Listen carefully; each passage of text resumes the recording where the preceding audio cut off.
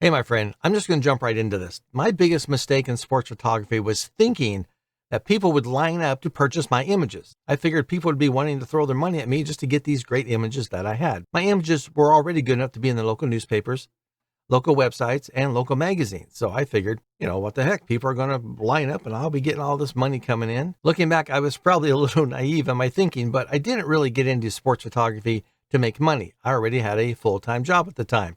And if you want to know how I got into sports photography, I'll leave a link to that video in the description. You'd go to all these sporting events and there would be maybe local photographers there.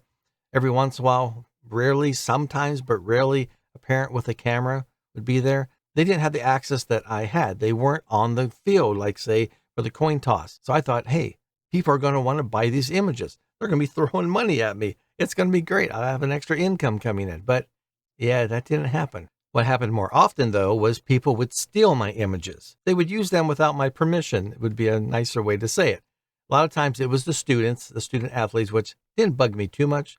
Still, they shouldn't be doing it. What bugged me was when the parents would steal my images, blatantly take them, even though a lot of times I would put a watermark. I used to anyway, put a watermark on the images. But what would happen is it would get cropped in to where the watermark was not there anymore, or they would find a way to remove the watermark. And they would just use my images, put it on like their Facebook, and not even give me any credit. So yeah, I was a little naive back then, thinking people would line up and just want to pay money for my images. And it's a lesson I did learn.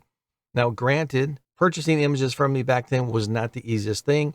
I had a website, there'd be a gallery set up, and people would go to the gallery and they would look at the photo they wanted. They would send me an email saying, here's the photo I want. I would send them an email back saying, all right, sounds great. Here's my PayPal account. Once I get your information and receive a payment, I'll email you the photo.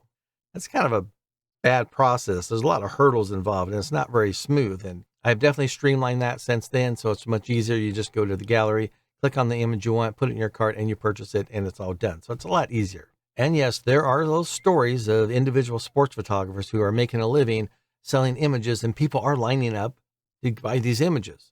And it does happen. Not as often as you think, though. So if you're just getting started in sports photography, keep that in mind. You're going to have to do some work, which is kind of what I didn't think about back then, is I was actually going to have to do work to get my name out there, to get the images out to the people and let them know how they can get them. And of course, streamline the process altogether.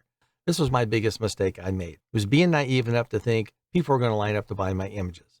And if you're just getting sports photography, keep that in mind. You're probably going to have to do some work, or if you're already into it and you're realizing, yeah, it's not quite as easy as I thought, I hear you. I'm there with you. If you found this information useful, please subscribe to my channel. I would appreciate that.